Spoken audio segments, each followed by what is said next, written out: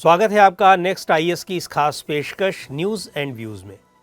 News and views के आज के अंक में बात होगी भारत के समुद्र तटीय इलाकों में हो रहे कटाव यानी इरोजन की। National centre for coastal research NCCR की एक स्टडी में ये बात सामने आई है कि भारत की समुद्र तटीय सीमा रेखा का 1/3 हिस्सा कटाव यानी इरोजन के लिहाज से बहुत कमज़ोर हो चुका है। तटीय इलाकों में होने वाली कमी और बीच, शोरलाइन, ड्यून मटेरियल का जो लॉस होता है उसे कोस्टल इरोजन कहते हैं। ये सभी चीज़ें इंसानी क्रियाकलापों या प्राकृतिक कारणों से होती हैं। तो पहले जान लेते हैं कि national centre for coastal research यानी एनसीसीआर क्या है और ये काम क्या करता है। उसके बाद कोस्टल इरोजन पर चर्चा करेंगे। एनसीसीआर का काम एक सेंट्रल डोमेन के तहत हर तरह के मल्टीडिसिप्लिनरी रिसर्च करना है। इसमें marine pollutions, coastal processes, hazards, coastal habitats, ecosystem, capacity building और ट्रेनिंग जैसे सभी मामले शामिल हैं। इसका मिशन कोस्टल कम्युनिटी और सभी स्टेक होल्डर्स को साइंटिफिक और टेक्निकल सपोर्ट प्रोवाइड कराना है ताकि संसाधनों का सस्टेनेबल यूज़ हो और समाज को इसका सही लाभ मिल सके।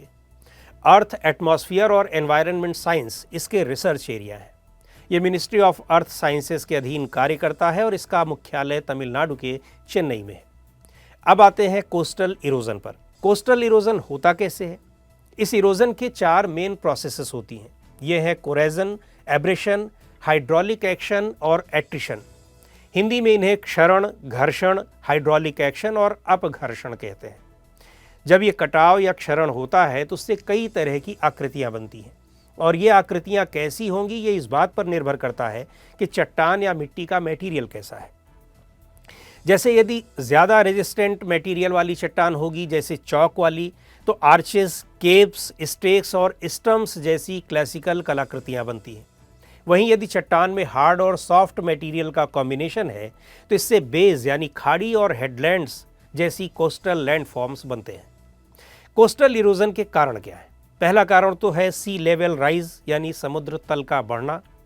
समुद्र तल के बढ़ने से जो शोर लाइन यानी तटरेखा होती है वो मुख्य भूमि की ओर बढ़ती चली जाती है और इससे रास्ते में जो ज़मीन पड़ती है उसका कटाव होता चला जाता है। बिल्कुल उसी तरह जैसे नदियों के किनारे जल स्तर बढ़ने से तटीय ज़मीन कटने लगती है। दूसरा कारण है स्टॉर्म सर्जेस यानी तूफ़ानी लहरें। ये लार्ज वेव्स हैं जो हरिकेन्स, टाइफून और दूसरे तरह के स्टॉर्म्स से पैदा होती हैं।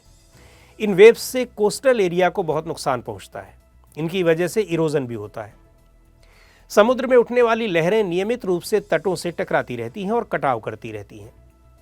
इन लहरों की गति हवा की गति, पानी की गहराई और दूरी पर निर्भर करती है। तीसरा कारण है लॉन्ग शोर करंट्स। ये वो करंट्स हैं जो तटरेखा के समानांतर बहती हैं। इन करंट्स से भी कटाव होता है क्योंकि ये अपने साथ मिट्टी को बहा ले जाती हैं।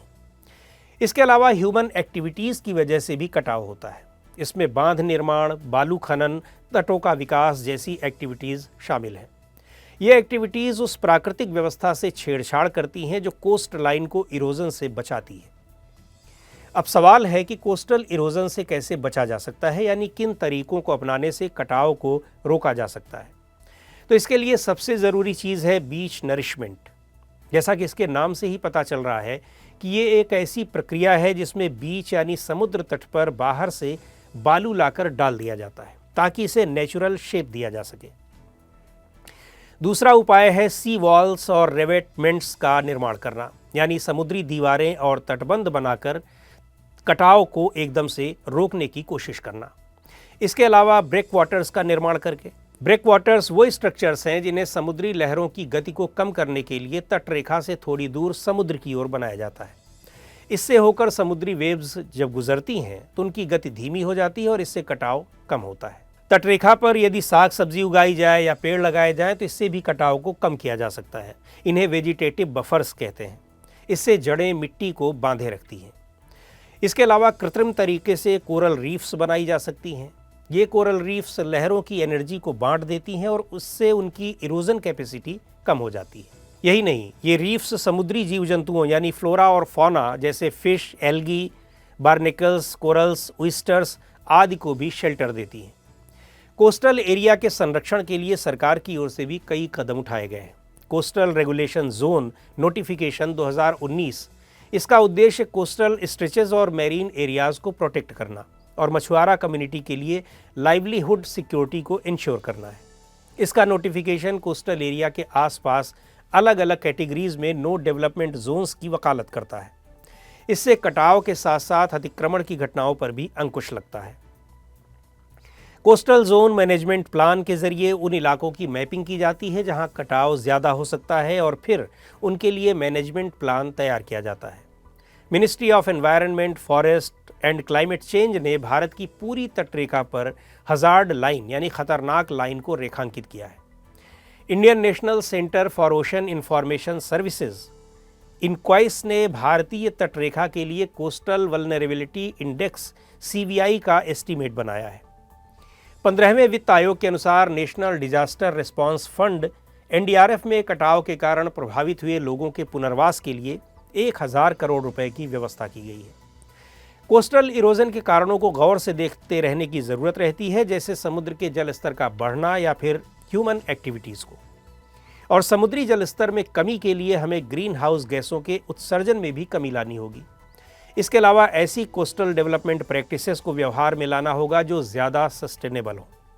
इन सारी चीज़ों से कोस्टल इरोजन की घटनाओं को कम किया जा सकता है। तो आज के इस अंक में इतना ही। अगले अंक में फिर मिलेंगे एक नए विषय के साथ। आपको ये कार्यक्रम कैसा लगा कमेंट करके हमें ज़रूर बताएं। आप अपने सुझाव भी हमें भेज सकते हैं।